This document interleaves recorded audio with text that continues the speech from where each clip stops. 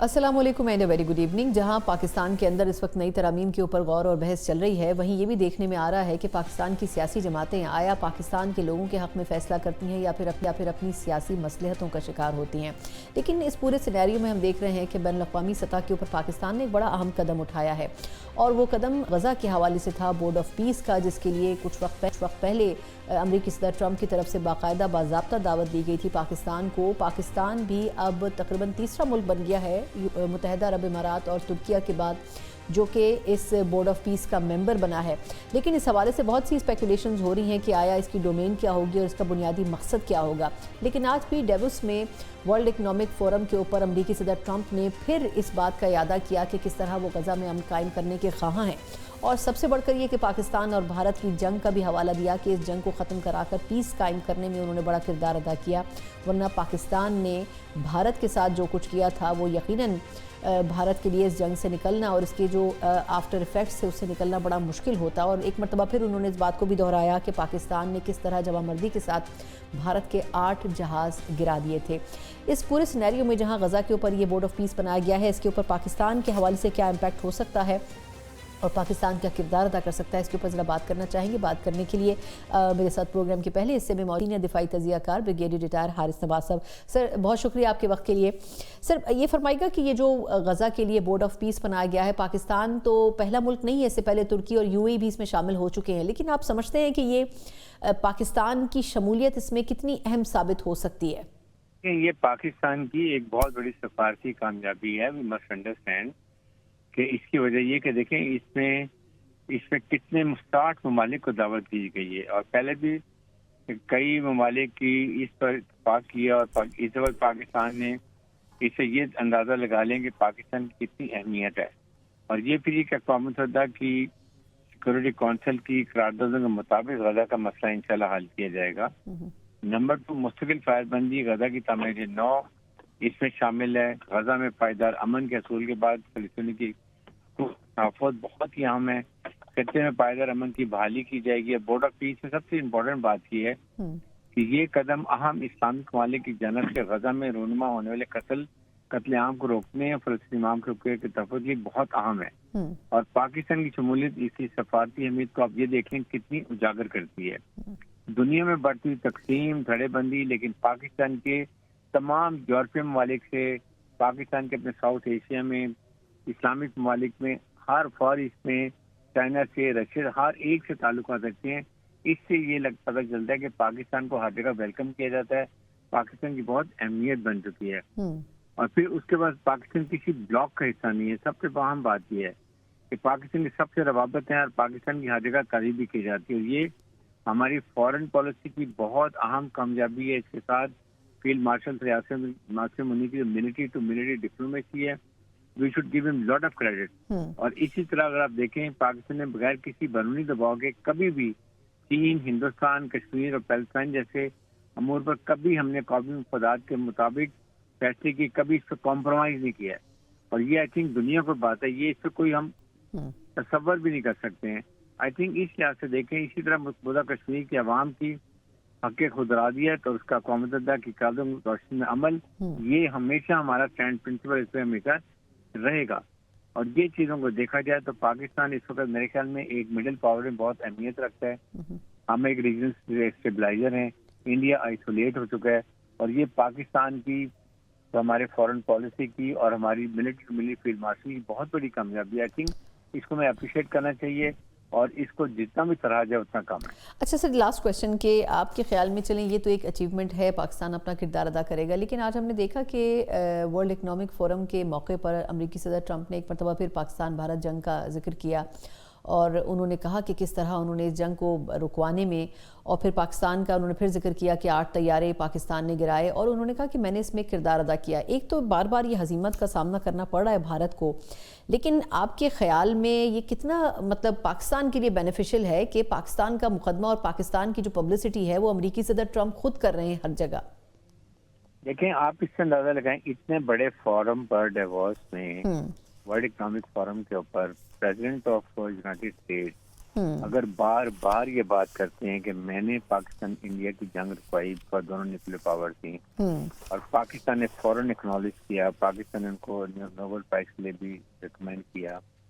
پھر انہوں نے بڑی کلیئر کہا کہ پاکستان میں 8 جہاز بار بار ریپیٹ کر رہے ہیں، انڈیا کے منہ پہ تھپڑ لگ رہے ہیں، منہ کالا ہو رہا ہے، لیکن یہ شیملیس لیڈرشپ ہے جس کو شرم بھی نہیں آتی ہے اور خود نہیں مانتے ہیں. اپنے کئی دفعہ ان کے chief of army staff, chief of defence forces اب اکنالج کرنے لگ گئے ہیں، لیکن جو اپنے عوام کو حقیقت بتائیں. ہمارے ڈی جی ایس پی آنے جو لڑائی ہو رہی تھی، لمحہ و لمحہ اپنے عوام کو what all was happening on both side آگاہ رکھا.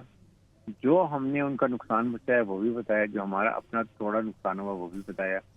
کوئی چیز ہم نے نہیں چھپائی، اس لیے کہ عوام کو پتہ ہونا چاہیے تھا، ورنہ ابہام ہوگا تو کئی شک و شبہات پیدا ہو جاتے ہیں. تو میں تھنک اس لحاظ سے بڑی کامیابی سے ہم نے یہ کام کیا. اور president Trump I think we should be thankful the way he is talking about Pakistan military, Pakistan foreign policy, it is above the board. بہت بہت شکریہ سر، آپ کے قیمتی وقت کے ساتھ موجود تھے بریگیڈیئر ریٹائر حارث نواز صاحب، سینئر دفاعی تجزیہ کار. ایک طرف ہم دیکھ رہے ہیں کہ انٹرنیشنلی پاکستان جو غزہ کے حوالے سے بورڈ آف پیس ہے اس کا ممبر تو بنا ہے، اور بہت سے بین الاقوامی سطح کے اوپر جو ممالک ہیں اب نہ صرف پاکستان کی جو پالیسیز ہیں اس کو ایڈریس کر رہے ہیں، سمجھ رہے ہیں، بلکہ ٹیررزم کے حوالے سے جو پاکستان کا بیانیہ ہے اس کو قبول بھی کر رہے ہیں. لیکن اگر دیکھا جائے تو گھر کے اندر بھی بہت سے مسائل ہیں، اور میرا خیال ہے کہ اس کے اوپر بات کرنی بھی بڑی ضروری ہے. پچھلے 1 سال میں کئی ترامیم آئیں اور گزر گئیں، لیکن ایک ایسا وعدہ جو کہ پاکستان کے عوام سے ڈائریکٹلی لنک کرتا تھا وہ تھا بلدیاتی سسٹم میں ترمیم کے حوالے سے. یہ بل پہلے بھی جو لاسٹ امینڈمنٹ تھی اس میں آخری مومنٹ کے اوپر واپس لے لیا گیا. اب دیکھنا یہ ہوگا کہ اس میں پاکستان جو کی تمام جماعتیں ہیں، سٹیک ہولڈرز ہیں، کیا وہ ایک یونانیمس رائے رکھتی ہیں. اگر دیکھا جائے تو ایسا نہیں ہے. پاکستان پیپلز پارٹی بڑی ووکل ہے این ایف سی کے اوپر، 18ویں ترمیم کے اوپر، بلدیاتی سسٹم کے اوپر، لیکن اس کے بالکل پیرلل متحدہ قومی موومنٹ پچھلے کم از کم 2 سال سے یہ بات کر رہی ہے کہ آپ کچھ نہ کریں، صرف ایک 1 پوائنٹ ایجنڈا ہے جس کا کل حیدرآباد رضوی صاحب نے بھی گفتگو میں اپنی ذکر کیا تھا، اور وہ یہ ہے کہ بلدیاتی سسٹم کو امینڈ کریں. اس کی ایک بڑی واضح مثال گل پلازا کا جو کچھ دنوں پہلے کا انسیڈنٹ ہے اس میں ملتی ہے. لیکن کیا واقعی اس مرتبہ مسلم لیگ نون متحدہ قومی موومنٹ کی ان ایشوز کو ایڈریس کر سکے گی جو کہ عوام سے جڑے ہیں، یا پھر اپنے درینہ اتحادی پاکستان پیپلز پارٹی کے ساتھ کھڑی رہے گی؟ یہ ایک بڑا امتحان ضرور ہو سکتا ہے. لیکن ایم کیو ایم اس حوالے سے کیا واضح طور پر سوچ چکی ہے؟ پروگرام کے پہلے سیگمنٹ میں اس پہ بھی تفصیلی بات کریں گے. بات کرنے کے لیے میرے ساتھ متحدہ قومی موومنٹ کے سینئر رہنما ہیں، ہمارے بڑے درینہ سیاستدان ہیں، ڈاکٹر فاروق ستار صاحب موجود ہیں جو کہ ممبر قومی اسمبلی بھی ہیں. ڈاکٹر صاحب سر تھینک یو سو مچ، آپ اسٹوڈیو میں تشریف لائے. سر ایک تو سب سے امپورٹنٹ چیز، اور میرا خیال یہ ہے کہ میں خود بھی کراچی سے بلانگ کرتی ہوں، میں اس چیز کا احساس کرتی ہوں کہ یہ ویسے تو کروڑوں کی آبادی کا شہر ہے، ریکارڈ میں کتنے یہ ایک الگ ڈیبیٹ ہے، لیکن سب سے بڑا مسئلہ وہاں پر بلدیاتی سسٹم کا تھا. اور اچھی چیز یہ ہے کہ 2024 کے الیکشن میں ایم کیو ایم نے سب سے پہلے 1 پوائنٹ ایجنڈا رکھا تھا کہ یہ چیز ہونی چاہیے. 2 ترامیم ہو کر گزر گئیں لیکن آپ سے وعدہ وفا نہیں ہوا. اس مرتبہ کیا آپ کو لگتا ہے کہ ہو جائے گا یہ؟ ہمیں یہ اس لیے قوی امید ہے بہت زیادہ کہ 27ویں آئینی ترمیم میں وزیر اعظم نے خود ہمیں بلا کے ہمارے ساتھ یہ خبر شیئر کی، اور کا یہ خوشخبری ہے کہ میں اپنا وعدہ پورا کر رہا ہوں. ہم نے جو ایم او ای آپ کے ساتھ سائن کیا اس آئینی ترمیمی پیکیج یا بل کے لیے، کہ جس سے کہ پاکستان کے 144 شہروں اور ضلعوں کو صحیح معنوں میں خود مختار، با اختیار، آزاد، خود کفیل، با وسیلہ اور مؤثر بنایا جائے. تو یہ انشاءاللہ ہم کرنے جا رہے ہیں تاکہ یہ ترقی کے انجن بنے. اور پوری دنیا میں تقریباً یہی نظام اب رائج ہو چکا ہے شمولیتی جمہوریت کا. جن ممالک میں جمہوریت نہیں بھی ہے وہاں یہ پارٹیسپیشن ضلعوں اور شہروں کی سطح پہ عوام کی ہے. اپنی تقدیر کا فیصلہ کرنے کا ان کو حق ہے، اپنے انفراسٹرکچر، بنیادی سہولتیں اور اس سے متعلق جو بھی معاملات ہے اس کا حق ان کو. تو یہ والا بل اس کا اس مرتبہ آ رہا ہے، اور میں آپ کو یہ خوشی کی خبر دے رہا ہوں. لیکن کچھ 2-3 دن کے بعد انہوں نے معذرت کی اور کہا کہ کچھ مشکلات ہیں، لیکن میرا یہ وعدہ ہے کہ انشاءاللہ نیکسٹ ترمیم میں اسے لاؤں گا. یہ آپ 28ویں کے لیے کہہ رہے ہیں؟ اب 28ویں میں وہ لائیں گے. اور انہوں نے، اور ہم نے کہا کہ دیکھیں اس کو پاس کرانا آپ کی گارنٹی نہیں ہے، لیکن اس کو لانا، فلور پہ ڈیبیٹ کرانا اس پہ، اور اس پہ ووٹنگ کرانا جس سے دودھ کا دودھ پانی کا پانی ہو جائے، کہ یہ صاف واضح ہو جائے گا کہ کون جمہوریت کی مالا جپتا ہے لیکن وہ مزاج حاکمانہ، وڈیرانہ، جاگیردانہ رکھتا ہے، جو عوام کو لاڑکانہ، نواب شاہ، کشمور جیکب آباد کے میئر کو، وہاں کی مقامی کونسل کو، وہاں کے گٹر، پانی، نکاسی آب، سڑکیں، ان کے بنیادی مسائل، تعلیم، صحت، ہنر سکھانا، لوگوں کو ہنرمند بنانا، یہ انسانی وسائل کی ترقی، یہ سارے کام اگر آپ میئر کو دیں، کونسل کو دیں، آپ اپنا بوجھ کم کر رہے ہیں. یہ بوجھ کی تقسیم ہے، یہ اختیارات کی تقسیم ہے، یہ وسائل کی تقسیم ہے، یہ اقتدار کی تقسیم ہے، یہ فیصلہ کرنے کے اختیار کی تقسیم ہے. یہ جغرافیہ کی تقسیم نہیں ہے جس پر اتنا آگ بگولا ہو کے جو ہمارے وڈیرے جاگیردار ہیں سندھ کے، اور پیپلز پارٹی سندھ سے بھی اس کی مخالفت کر رہی ہے. پیپلز پارٹی پنجاب نے حال ہی میں پنجاب اسمبلی نے ہمارے اس آئینی ترمیم کے حق میں ایک قرارداد پاس کی جو کہ اتفاق رائے سے منظور ہوئی ہے. یوسف رضا گیلانی کا بیٹا علی حیدر کیونکہ ان کے ساتھ جنوبی پنجاب میں وہی ہو رہا ہے نا. جی جنوبی، تو اس لیے انہوں نے کہا کہ بھائی صوبے بنے وہ بھی اچھا ہے، انتظامی یونٹس بنے وہ بھی اچھا ہے، اور 140A کے تحت ضلعوں کو، شہروں کو اختیارات ملے وہ اچھا ہے. کیونکہ اب اس کے علاوہ پاکستان کی گاڑی کو آگے بڑھانا، پاکستان کی معیشت کی ترقی کی شرح نمو رفتار کو آگے بڑھانا، تیزی سے آگے لے جانا، اور یہ جو اپرچونٹی آپ نے بھی خود کہا کہ اتنے پوری دنیا کے دروازے ہم پہ کھل رہے ہیں. فیلڈ مارشل عاصم منیر صاحب نے ملٹری لیڈرشپ اور سیویلین لیڈرشپ، وزیر اعظم پاکستان نے مارکہ حق میں جو پاکستان کو کہ عزت اور وقار پوری دنیا میں ہمیں ملا، اور ہمارے ہرے پاسپورٹ کی بھی جو ہے وہ نیکسٹ لیول پہ وہ چلا گیا. اور اب پوری دنیا کے جب معیشت کے، معاشی ترقی کے اور معاشرتی ترقی کے مواقع مل رہے ہیں، اور ہم اپنے گھر کے اندر یہ رہنے دیں. ڈاکٹر صاحب مجھے 2-3 چیزیں، آپ نے بڑی امپورٹنٹ چیزوں کی طرف اشارہ کیا ہے. ایک تو یہ کہ آپ کے خیال میں اس میں یہ جو امینڈمنٹ آنی ہے، آپ نے کہا کہ ووٹنگ ہو جائے، یہ ضروری نہیں ہے کہ وہ پاس ہو یا نہ ہو، لیکن فرض کر لیتے ہیں کہ ووٹنگ ہوتی ہے تو آپ کو ابھی بھی امید ہے کہ یہ پاس نہیں ہوگی. اور دوسرا، آپ کے خیال میں پیپلز پارٹی کے علاوہ کیا نون لیگ اس میں سپورٹ کرے گی؟ مجھے یہ نون لیگ تو 100% ایم او یو ہمارے ساتھ، تو پھر پاس کیسے نہیں ہوگی؟ آپ کے پاس اکثریت نمبر پورا نہیں ہوگا. 2/3 اکثریت چاہیے نا، یہ بھی ایک آئینی ترمیم ہے. تو اگر نون لیگ کے لوگ ملا لیں، ایم کیو ایم کے ملا لیں. اور پی ٹی آئی سے بات ہوئی؟ یس، یہ بہت اچھا سوال ہے. پی ٹی آئی سے ہم بات کریں گے جب اس آئینی ترمیم کے لیے کچھ ماحول اور تیار ہوگا، اور پی ایم ایل این کی طرف سے یس ہوگا، گو اہیڈ، تو پھر ہم شروع ہو جائیں گے. اے این پی سے ہماری بات ہو چکی، 26ویں آئینی ترمیم میں ہوئی، 27ویں میں ہوئی. جے یو آئی سے ہماری بات چیت ہو گئی ہے. اسی طریقے سے پی ٹی آئی کے لوگوں سے بھی ہم نے کہا یہ تو آپ کا بھی کپ آف ٹی ہے، یہ تو آپ کا بھی بیبی ہے، اور آپ کے بنیادی جو منشور کے نکات اس میں سے یہ ایم کیو ایم کا آئینی ترمیمی بل، یہ بالکل آپ کا بھی وہی ہے. تو پھر مجھے یقین ہے کہ پیپلز پارٹی اگر ووٹ نہ بھی دے تو اگر 28ویں آئینی ترمیم میں پی ٹی آئی مخالفت برائے مخالفت میں اس آئینی ترمیم کے کسی دوسرے حصے کی تو مخالفت کرے گی، لیکن جو ایم کیو ایم کا حصہ ہوگا اس کو سپورٹ کرے گی. اور مجھے امید ہے کہ پیپلز پارٹی کی مخالفت کے باوجود بھی یہ ایم کیو ایم کا آئینی ترمیمی بل کا یہ حصہ ہے، یہ انشاءاللہ تعالیٰ 2/3 سے بھی زیادہ سے بھی منظور ہوگا. صحیح. اچھا، ایک اور سوال سر، ایک تو یہ کہ یہ بڑی امپورٹنٹ چیز ہے کہ نئے صوبوں کی بات ہو رہی ہے، اس کے اوپر کیمپینز بھی بڑی چل رہی ہیں. اس کے ساتھ ساتھ ہاں، آپ کے خیال میں 28ویں ترمیم میں، کیونکہ کہا یہ جا رہا ہے کہ اس سال کم از کم 2 امینڈمنٹس آئیں گی، 28ویں اور 29ویں، آپ سمجھتے ہیں کہ نئے صوبوں کی بات جو ہو رہی ہے، پھر ووٹر کی ایج کے اوپر بڑی ڈیبیٹ ہو رہی ہے کہ 18 سے 25 سال ہو سکتی ہے، اور سب سے سینسیٹیو ایشو پیپلز پارٹی کے لیے کہ این ایف سی کے فنڈ میں کٹوتی، آپ کیا سمجھتے ہیں ان تینوں میں سے کتنی چیزیں جسٹیفائیڈ ہیں، ہونی چاہیے امینڈمنٹ میں؟ دیکھیں، این ایف سی والی تو 100% جسٹیفائیڈ ہے نا، کہ آپ نے ایک آئینی ادارے آرٹیکل 160 کے تحت ہر 5 سال کے بعد 4 وزرائے خزانہ صوبے کے اور 1 وزیر خزانہ وفاق کا، اور 5 یا 10 اس میں ماہرین جو ہیں معاشی اور سماجی، جو پورے ملک کا احاطہ کرتے، پسماندگی کا، رقبے کا، آبادی کا، وہ ساری چیزوں کے بعد ترقی کا. پھر وہ کہتے ہیں کہ بھائی اس صوبے کو اتنے پیسے دیں، اس کو اتنے دیں، اور مرکز اور صوبوں کے درمیان تقسیم اس فارمولے سے ہوگی. جب یہ اختیار اس آئینی ادارے کا، این ایف سی کا، تو اس کے ہاتھ پیر 18ویں ترمیم نے کیسے چالاکی کے ساتھ باندھ دیے، اور اس کو تو بڑی کامیابی قرار دیتے ہیں. حیدر عباس رضوی اور ڈاکٹر فاروق ستار کے سامنے یہ والی شک نہیں آئی تھی. ایسا کیسے ہو سکتا ہے؟ ایسا ہوا تھا نا، جب یہ پاس کی گئی تھی تو جو 106 شکیں تھیں اس میں کہیں یہ اے بی کر کے ڈال دیا گیا اور پورا مسودہ لا کے پاس کرا دیا گیا.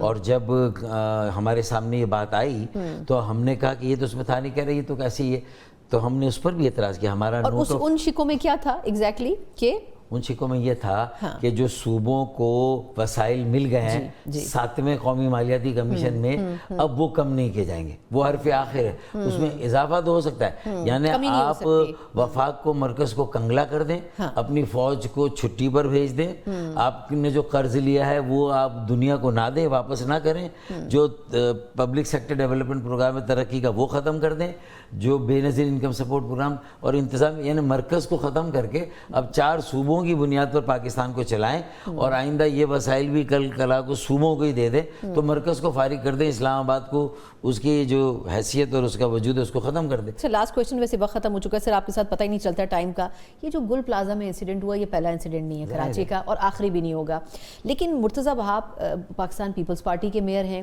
اور ڈپٹی میئر بھی انہی کا ہی ہے اوبویسلی، لیکن ان کے پاس فنڈز نہیں موجود ہیں، ریسورسز نہیں ہیں، جو کچھ ہوا 60 سے زیادہ لوگوں کی جانیں ابھی تک چلی گئی ہیں جب تک ہم ریکارڈنگ کر رہے ہیں۔ آپ نہیں سمجھتے کہ وجہ کیا ہے کہ کراچی کے ساتھ تو چلیں ایک الگ طرح کا سلوک ہے، لیکن کم از کم میئر کو تو فیسیلیٹیٹ کر سکتی ہے نا پیپلز پارٹی؟ وہی یہ بھی تو کتنا بڑا المیہ ہے کہ اگر یہ آئینی ترمیمی بل جب تک پاس نہ ہو تو یہ نمائشی ہیں، بلدیاتی ادارے بے اختیار ہیں، اور مرتضیٰ وہاب بھی ویسا ہی میئر ہے جیسے کہ وسیم اختر تھے، حالانکہ وہ ڈیڈیکیٹڈ ہیں، وسیم اختر صاحب بھی ڈیڈیکیٹڈ تھے، یا ڈاکٹر فاروق ستار ہے نا، لیکن وسیم اختر کا یہ تھا کہ وہ ایم کیو ایم سے تھے، تو ان کے ساتھ تو سوتیلی ماں کا سلوک جائز تھا، کیونکہ وہ تو صوبہ سندھ کا ایک الگ آئین ہے، اس آئین میں لکھا ہوا ہے کہ بھائی آپ سوتیلے ہیں اور سوتیلے رہیں گے اور آپ کے ساتھ ویسا ہی سلوک ہوگا، تو چلے وہ تو ہو گیا، لیکن یہ تو تمہارا اپنا بیٹا تھا، یہ تو فوزیہ وہاب کا بیٹا ہے جو محترمہ بے نظیر بھٹو کی دستیرات رہی ہیں، جس کی جمہوریت کی بحالی کے لیے اتنی قربانیاں رہی ہیں، اگر اس کے بیٹے کو بھی اختیار دینے کے لیے میئر کو ہم ایک طرف اداس تھے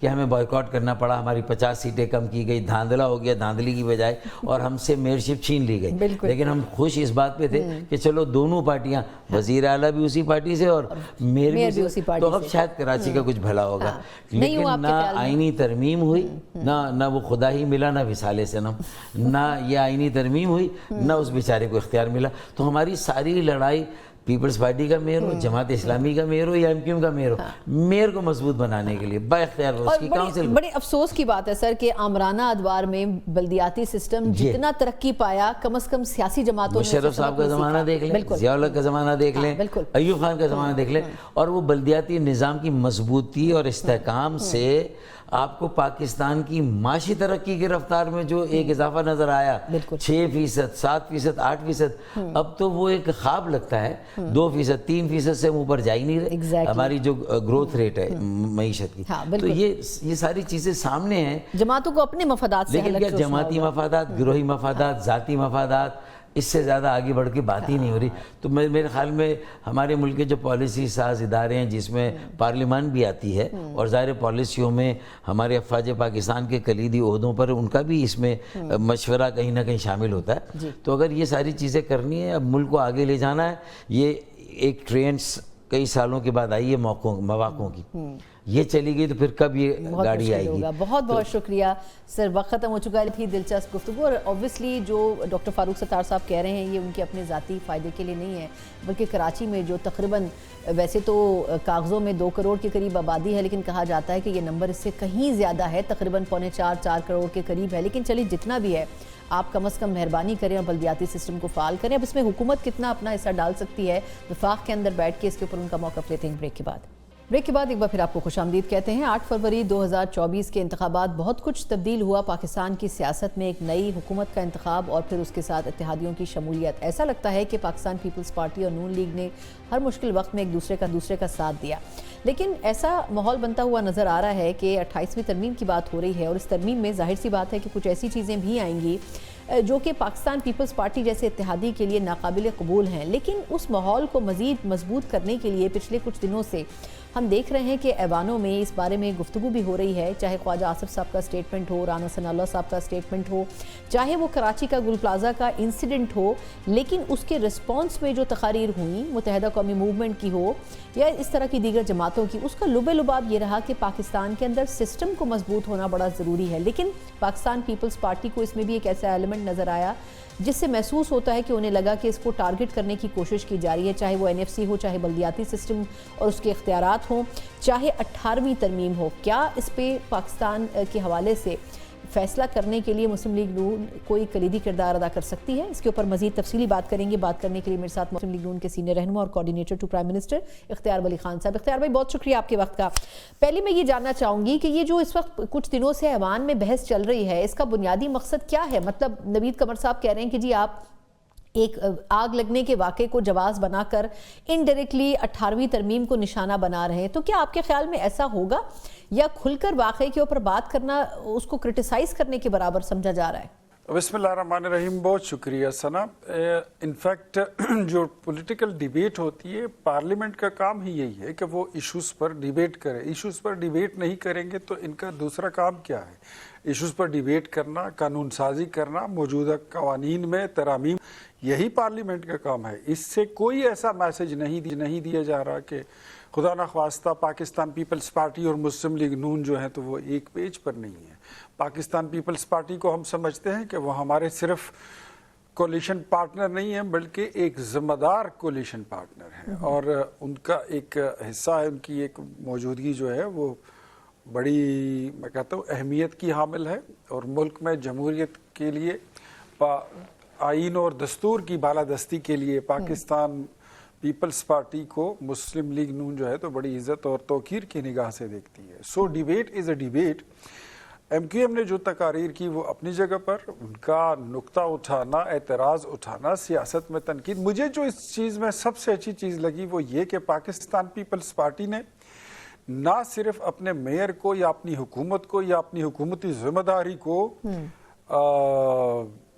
اس پہ مطلب یہ نہیں کہا کہ جو ہوا تو اچھا ہو. انہوں نے اپنی ذمہ داری بھی قبول کی، انہوں نے غلط کو غلط بھی کہا، اور تنقید کو انہوں نے ویلکم بھی کیا. سو تنقید کرنا میرے خیال میں پاکستان میں اس ڈیموکریٹک کلچر کو اتنا ہونا چاہیے. ایٹ لیسٹ ہم گالی گلوچ اور غلیظ زبان سے اگر صرف تنقید پر آ جائیں تو یہ ساری چیزیں جو ہیں یہ ٹالریبل ہیں، اور اس کے کسی آئینی ترمیم کے ساتھ کوئی تعلق نہیں ہے.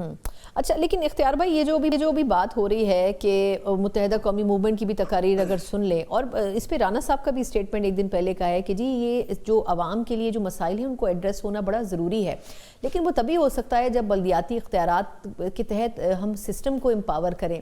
یہ جو 28ویں ترمیم کی بات ہو رہی ہے، آپ کے خیال میں اس میں یہ لانا کتنا ضروری ہوگا؟ اور دوسرا اگر اس میں NFC جیسی چیزیں بھی آتی ہیں، آپ اپنے اتحادی کو کیسے مطلب کنونس کریں گے پیپلز پارٹی کو کہ وہ ان چیزوں کے اوپر اگری کرے؟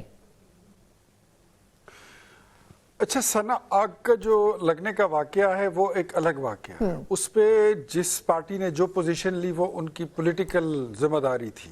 جہاں تک آئینی ترمیم کی بات ہے تو یہ ساری چیزیں ڈیبیٹیبل ہیں. NFC ایوارڈ ہو، بلدیاتی انتخابات ہوں، ان ساری چیزوں میں بہت سارے سکم ہیں. آپ نے دیکھا ہوگا کہ لوکل باڈی سسٹم جو خیبر پختونخوا میں امپوز کیا گیا تھا، پتہ نہیں کس ملک سے اٹھا کے پاکستان میں اور خیبر پختونخوا میں اس کو کاپی پیسٹ کیا گیا. پنجاب کا نظام آپ کے سامنے ہے، اور لوکل باڈی سسٹم جو سندھ میں ہے وہ بھی آپ کے سامنے ہے. میرے خیال میں ہمیں ایک یونیفارم پالیسی دینی چاہیے اور ایک یونیفارم سسٹم دینا چاہیے جو چاروں صوبوں میں ایک جیسا ہو. یہ نہیں ہو کہ خیبر پختونخوا میں کوئی الگ سسٹم ہے اور سندھ میں اس کا کوئی الگ سٹرکچر ہے، پنجاب میں وہ کسی الگ نمونے سے ہے، بلوچستان میں وہ کسی الگ نمونے سے ہو، اور گلگت بلتستان اور کشمیر میں اس کا کوئی الگ ہی چہرہ ہو. تو میرے خیال میں اگر یہ ایک یونیفارمٹی اگر یہ ہو جائے، اس کی implementation, it will be very good. اور ہم سمجھتے ہیں کہ پولیٹیکل نرسری جو آپ کی نئی نکلتی ہے وہ لوکل باڈی سسٹم سے نکلتی ہے. تو اس سسٹم کو یونیفارمٹی کے ساتھ اور بڑی اپنی افادیت کے ساتھ جو ہے تو اس کو اپنا جو رول ہے، اپنی فنکشننگ ہے وہ کرنا چاہیے. آپ یقین کریں، میں اگر اس وقت آپ کو چھوٹی سی مثال دوں کہ 4 سال پورے ہونے کو ہیں خیبر پختونخوا میں جو ہمارے لوکل باڈیز کے تحصیل میئرز ہیں اور یونین ناظمین ہیں ولیج کونسل کے، وہ آج سے ہفتہ پہلے وہ گئے اور یہ ان کا 5واں احتجاج تھا خیبر پختونخوا اسمبلی کے سامنے اور CM ہاؤس کے سامنے. وہ اکٹھے ہوتے ہیں، وہ ایک دھیلے کی ان کو فنڈنگ نہیں کی گئی کیونکہ اس میں سارے وہ لوگ پاس ہو گئے تھے جن کا تحریک انصاف سے تعلق کوئی نہیں تھا. تو ایک ایسی अक्सरियत जो हुकूमत के खिलाफ पास हो गई और सूबाई हुकूमत ने उनको कोई फंडिंग नहीं की, कोई सपोर्ट नहीं दिया, उनके पल्ले कुछ नहीं रहा। तो मेरे ख्याल में ये सिस्टम जो है ये ठीक होना चाहिए। प्लाजे की अगर मैं बात करूं, गुल प्लाजा की, तो देखिए ये ज्यादती है। जहां 300-400 दुकानों की इजाजत हो और वहां पे आप 2000 दुकानें खड़ी कर दें, सही, तो ये तो कोई तरीका नहीं है। नहीं, दुकानें खड़ी करना तो अपनी जगह है ना, खत्म होना चाहिए। हाँ, कि ये कोई तरीक़ाकार भी नहीं है। ये हमारे एमएनए साहब का है, ये वजीर का है, ये किसी सेनेटर का है, ये हुकूमत में शामिल जो जमात है उसके किसी करते धरते का है। तो इन बातों पे इस तरह इलीगल इजाजत अगर हम देंगे, वाकयात और हादसात पूरी दुनिया में होते हैं, बड़े शहरों में होते रहते हैं, लेकिन उससे लर्न करना चाहिए और आगे के लिए प्रिवेंशन जो है आपको वो उस चीज को उसका तदारुक करना जो है वो जरूरी होता है। यही हुकूमतों का काम होता है। अच्छा इख्तियार भाई, लास्ट फ्यू क्वेश्चंस हैं, ये फरमाइएगा कि आपके ख्याल में इस वक्त जो पीटीआई के हवाले से बात चल रही है, बैरिस्टर गौहर साहब कह रहे हैं कि बातचीत हर तरह से हम करने के लिए तैयार हैं। वो तो वैसे इससे पहले भी कई दफ़ा कह चुके हैं, लेकिन आप समझते हैं कि 8 फरवरी से पहले कोई बातचीत हो सकती है? जिस तरह आप लोगों ने अपोजिशन लीडर की तैनाती अमल में लाई है, सेनेट में भी लाई है, तो आपको लगता है कि बातचीत करने के लिए बेहतर टाइम है ये? देखिए, बैरिस्टर गौहर साहब की मैं बहुत ज़्यादा इज्जत करता हूँ, वो है ही काबिल एहतराम बंदा, बहुत अच्छा इंसान है, लेकिन वो उनकी मिसाल बेचारे रज़िया की तरह है। वो रज़िया जो है वो गुंडों में फंसी हुई है, वो हो या अपने अली ज़फ़र साहब हो, ये सारे जो है ये गुंडों में फंस चुके हैं। यही बैरिस्टर गौहर साहब बार बार कह रहे थे कि हम बात करना चाहते हैं, हम बैठना चाहते हैं। अली ज़फ़र साहब कह रहे थे, चकज़ई साहब कह रहे थे, नेशनल डायलॉग कमेटी वाली जो क़यादत है फवाद चौधरी साहब, वो बार बार कह रहे थे। प्राइम मिनिस्टर ने उनको ऑफर कर दी मुज़ाकरात की। इन सब को फारिग करके एक साइड पे लगा के इनकी एक और पार्टी है, पार्टी के अंदर एक पार्टी, उन्होंने कह दिया कि नहीं, हमने तो मुज़ाहमत करनी, हमने तो मुज़ाकरात करनी नहीं है। वो लाहौर चले गए, वहां जाके उन्होंने गाली गलौज शुरू कर दी। फिर उसके बाद कराची चले गए, उनको इज्जत दी, टोपी पहनाई, अजरक पहनाई, उसके बाद वहां से वो गालियां देते हुए आए और कहते हैं हमने अजरक और टोपी इनको वापस भेजनी है। तो अली ज़फ़र साहब, बैरिस्टर गौहर साहब, अली मोहम्मद साहब, ये चकज़ई साहब, ये जो बाकी इनकी क़यादत है, उमर नियाज़ी साहब, शेरियार अफरीदी, असद कैसर, ये सब अच्छे लोग हैं, लेकिन इनकी अपनी पार्टी में एक धेले की इज्जत नहीं है, इनकी कोई मानता ही नहीं है, इनके कोई सुनता ही नहीं है, इनकी वहां चलती ही नहीं है। वहां तो पार्टी की चलाने के लिए इस वक्त या जो ऑर्डर है वो अलीमा खान का चलता है या फिर बुशरा बीबी की टीम का चलता है। कोई इस ग्रुप में खड़ा है, कोई उस ग्रुप में खड़ा है, इनको एक लाइन मिलती है, उनको दूसरी लाइन मिलती है। तो ये तो इनका अपना हाउस जो है वो इन ऑर्डर नहीं है। तो मुज़ाकरात हमने तो, मेरे ख्याल में ये मेरी ज़ाती राय है, बाकी वज़ीर आज़म साहब वो वज़ीर आज़म है, वो जो फैसला करते हैं वो मनोवन कबूल होगा। वो बड़ी कुर्सी पर बैठे हैं और बड़े दिल गुर्दे के मालिक हैं, उन्होंने ऑफर किए इनको मुज़ाकरात की। लेकिन मेरी ज़ाती सजेशन ये है कि अब मेरे ख्याल में इनको थोड़ा सा भागने दें, दौड़ने दें, ये कर लें शौक पूरा 8 फरवरी वाला, ये हो जाने दें, फिर इंशाल्लाह जब ये आएंगे फिर मुज़ाकरात भी कर लेंगे। हाँ, मैंने कल ये अनाउंस किया था कि अगर ये तो सबको पता है कि सिंध में इनके पल्ले कुछ नहीं है, वहां न ये शटर डाउन कर सकते हैं, न ये पहिया जाम कर सकते हैं। पंजाब में इनके पास कुछ नहीं, ये नहीं कर सकते। बलूचिस्तान में देयर इज नथिंग, पिंडी इस्लामाबाद से ये लोग फारिग हैं। ले दे के इनके पास एक खैबर पख्तूनख्वा की हुकूमत रह जाती है। अगर वहां पर इस तरह इन्होंने कुछ किया तो हम फिर अवाम से अपील करेंगे कि हमारे पास वहां पर हुकूमती ताकत नहीं है, वहां पर हमारे पास पुलिस नहीं है। पब्लिक जाए और अपनी सड़क खोले, पब्लिक जाए। अगर इन्होंने रेल की पटरी बंद की, पब्लिक रेल की पटरी खोली, मोटरवे बंद करेंगे, आवाम को बोलेंगे कि जाएं अपना मोटरवे खुद खोलें। फिर पता लग जाएगा उस दिन कि ये इश्क इमरान जीतता है या इश्क पाकिस्तान। मुझे यकीन है कि इश्क पाकिस्तान ही जीतेगा। अच्छा, आखिरी सवाल वैसे वक्त खत्म हो चुका है, लेकिन क्विक कमेंट, आपको क्या लगता है 8 फरवरी को इस्लामाबाद की तरफ अगर सुहेल आफरीदी साहब आने की कोशिश करेंगे अपने लोगों के साथ, तो ये जो बात हो रही थी कि शायद कुछ ऐसा भी अपसेट करने की कोशिश हो जैसे ईरान में कोशिश की गई लोगों को जमा करके मुख्तलिफ अनासर की उसमें हेल्प की मदद से, तो क्या इस हवाले से भी रियासत तैयार है? रियासत हर वक्त तैयार रहती है हर किस्म की हर्जा सराई के लिए, हर किस्म की शरारत को भुगतने के लिए, हर तरह की साजिश को काउंटर करने के लिए। یہ جو کرنا چاہتے ہیں یہ ضرور کریں, خوشی سے کریں, لیکن پھر یہ ہے کہ پھر بعد میں یہ نہ کہے کہ میرا سب سے بڑا گناہ یہ ہے کہ میں پٹھان ہوں اور میرے ساتھ ظلم ہو گیا, میرے ساتھ زیادتی ہو گئی. پھر ریاست کی جو ذمہ داری ہوگی وہ پھر ریاست اپنی ذمہ داری نبھائے گی. جہاں پر ریاست کی رٹ قائم کرنے کی بات آئے گی پھر رٹ بھی قائم ہوگی. میں پھر کہوں گا اگر کسی کے ذہن میں یہ بات ہے کہ وہ ڈی چوک تک پہنچیں گے یا ریڈ زون تک, تو یہ 2014 نہیں ہے, نہ یہ وہ دھرنے والے دن ہیں, نہ یہ 8 ستمبر کا دن ہے کہ آپ اسلام آباد کے ڈی چوک پہنچے اور وہاں پر گرین بیلٹ کو آگ لگا دیں, درختوں کو جلا دیں. آپ 26 نومبر کو ریپیٹ کرنے کی کوشش کریں گے, آپ نہیں کر پائیں گے. آپ 9 مئی کرنے کی کوشش کریں گے تو اب آپ کو شاید اب یہ سافٹ سٹیٹ نہیں رہا, اب پاکستان الحمدللہ ایک ہارڈ سٹیٹ بن چکا ہے. بالکل ٹھیک. کوئی کسی غلط فہمی میں نہ رہے تو بہتر ہوگا. بہت بہت بہت شکریہ. اختیار ولی خان صاحب ہمارے ساتھ موجود ہیں, ان کی کوارڈینیٹر ہیں اور مسلم لیگ نون کے سینئر رہنما. اوبویسلی خیبر پختونخوا کی جو پالیٹکس ہے اس کو بخوبی انڈرسٹینڈ کرتے ہوئے یہ بات کر رہے تھے کہ پی ٹی آئی کے لیے ایک بڑا حصہ تو شاید کے پی سے نکل سکے, لیکن باقی صوبوں سے کس حد تک اسٹرینتھ نکلتی ہے یہ خود پاکستان تحریک انصاف کو سوچنا پڑے گا. ایک مختصر وقفہ اور پھر ہم خود پاکستان تحریک انصاف سے ہی جانیں گے کیا 8 فروری واقعی اتنا سنجیدہ کال ہے جس کے اوپر عمل کرنا ضروری ہے یا ابھی بھی کچھ بات چیت کا آپشن موجود ہے. ہمارے ساتھ رہیے گا.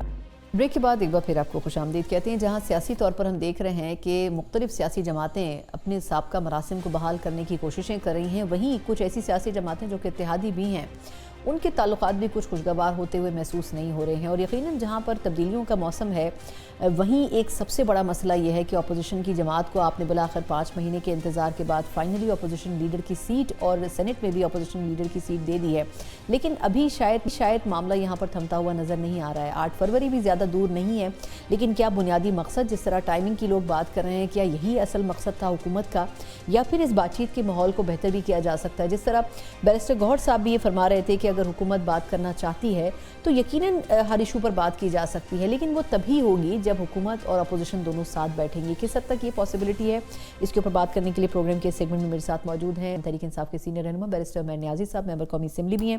Sir thank you so much for joining. اب آپ مجھے یاد ہے کہ پچھلے پروگرام میں بھی ہم نے اس پہ بات کی تھی کہ کس حد تک اپوزیشن جو ہے وہ کمپرومائز کر سکتی ہے اور کس حد تک گورنمنٹ کر سکتی ہے. فائنلی 5 مہینوں کے ایفرٹ کے بعد آپ لوگوں کو اپوزیشن لیڈر تو مل گیا, لیکن یہ سب سے بڑا چیلنج ہے سر کہ کیا مینڈیٹ اس کو پی ٹی آئی نے دیا ہے کہ مطلب ڈیسیجن میکنگ وہ کر سکیں گے یا نہیں, کیونکہ obviously strength P T I کے پاس ہے, ان کے پاس تو نمبر ہے نہیں اس طریقے سے. دیکھیں ایک تو ہے کہ ان کے پاس مینڈیٹ ہونا, مگر دیکھیں مذاکرات کے لیے ایک اوور آل ماحول ہوتا ہے. ماحول کے لیے یہ ایک کانفیڈنس بلڈنگ میجر تھا جو کہ حکومت وقت نے لیا. تو اگر دونوں سائیڈوں نے بات چیت کرنی ہے تو سب نے اپنی پوزیشن میں تھوڑا بہت موو کرنا ہے. عمران خان نے بھی اپنی پوزیشن میں کافی موومنٹ کی ہے. اگر وہ دیکھا جائے ہم کہیں کہ عمران خان کی طرف سے دروازہ بند ہے تو وہ دروازہ بند نہیں تھا. عمران خان متعدد دفعہ یہ کہہ چکے کہ میں اپنی ذات کے لیے بات چیت کرنے میں نہ انٹرسٹڈ ہوں نہ چاہ رہا ہوں.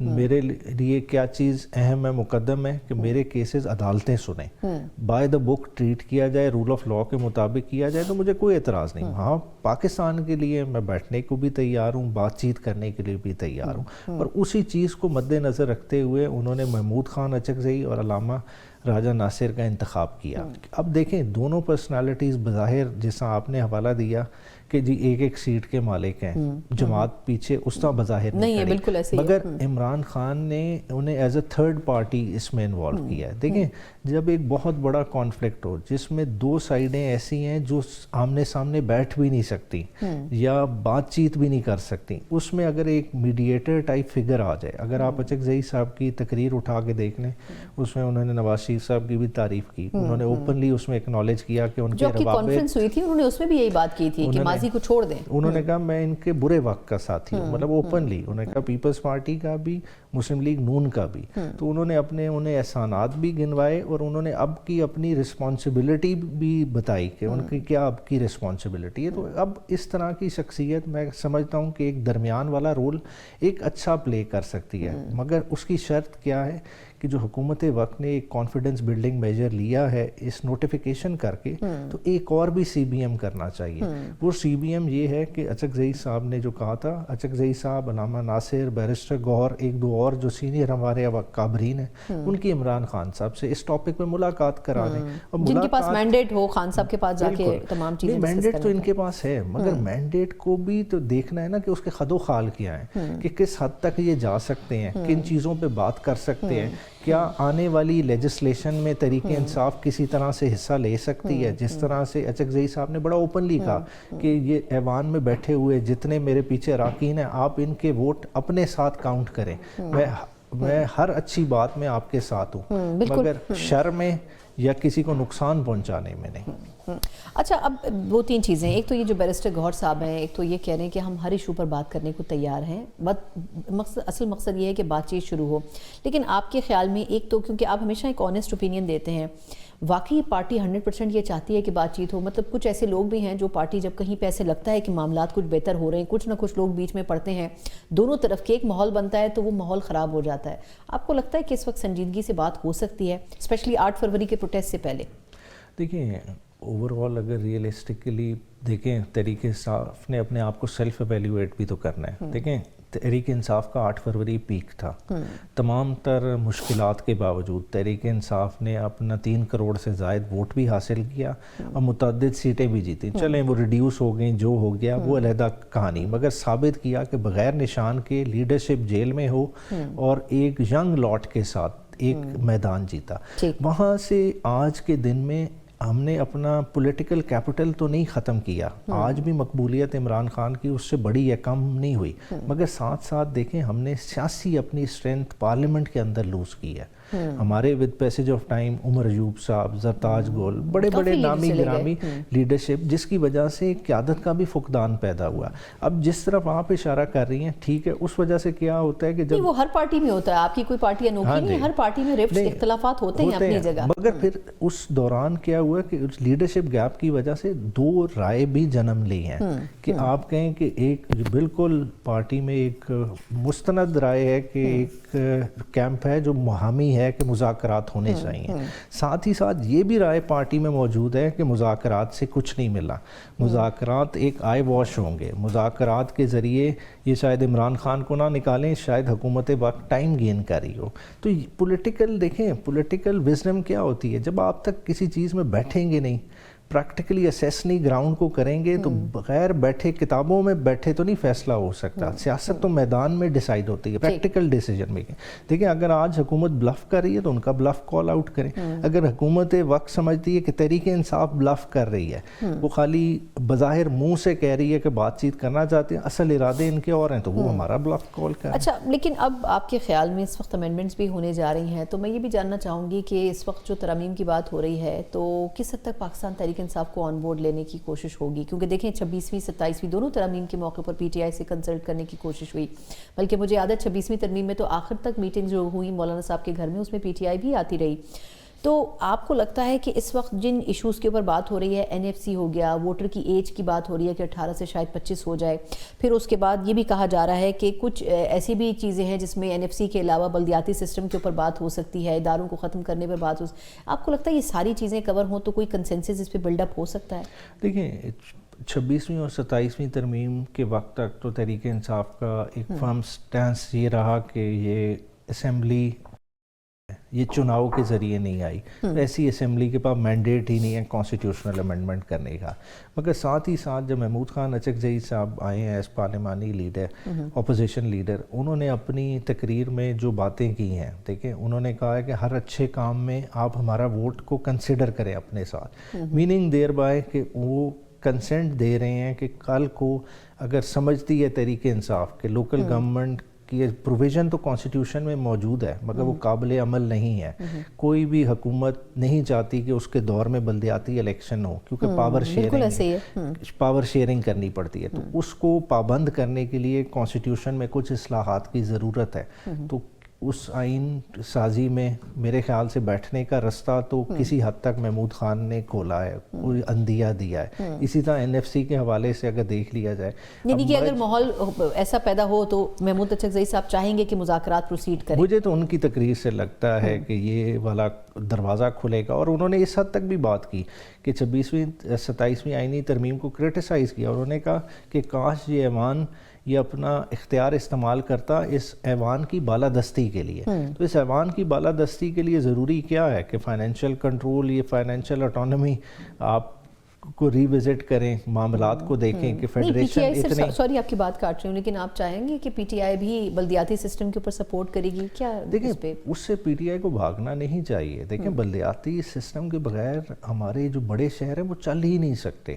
دیکھیں کراچی کے ابھی جو گل پلازا والا انسیڈنٹ ہوا ہے، پرائمریلی آپ سندھ گورنمنٹ کو جتنا کرٹیسائز کر لیں جو کر لیں، مگر بات ہے کہ ہم نے لوکل گورنمنٹ سسٹم کو امپاور ہی نہیں کیا. جب امپاور نہیں کریں گے تو میونسپل سروسز پہ کون کانسنٹریٹ کرے گا، کیونکہ اس کے لیے تو آپ کو ووٹ ہی نہیں ملنا. تو جب تک جس کی ذمہ داری ہوگی، جس نے ادھر سے ووٹ لے کے آنا ہے، وہ ساری سروسز کے لیے پھر اتنی ایفرٹ بھی کرے گا. مگر اس کے لیے مربوط ڈھانچہ بنانے کے لیے ہم سب کو اپنا ایک کردار ادا کرنا چاہیے. بہت بہت شکریہ بیرسٹر عمیر نیازی صاحب. یقین فروری کے لیے پر امید ہیں، لیکن ابھی بھی بہت وقت بچا ہے اور گورنمنٹ کے پاس بھی ہے اور اپوزیشن کے پاس بھی ہے. اب دیکھنا ہی ہوگا کہ آیا دونوں اس وقت کو کس طرح استعمال کرتے ہیں. اگر ایک دروازہ کھلتا ہے تو یقیناً امید ضرور بنتی ہے، اور اگر امید بندے تو شاید اپوزیشن اور حکومت دونوں ہی مسائل کو ایڈریس کر سکتے ہیں. لیکن یہ کس حد تک ہوگا یہ آنے والے وقت میں یقیناً واضح ہو جائے گا. اس کے ساتھ ہی پروگرام کا وقت ختم ہوتا ہے. مجھے اجازت دیجیے. اللہ حافظ.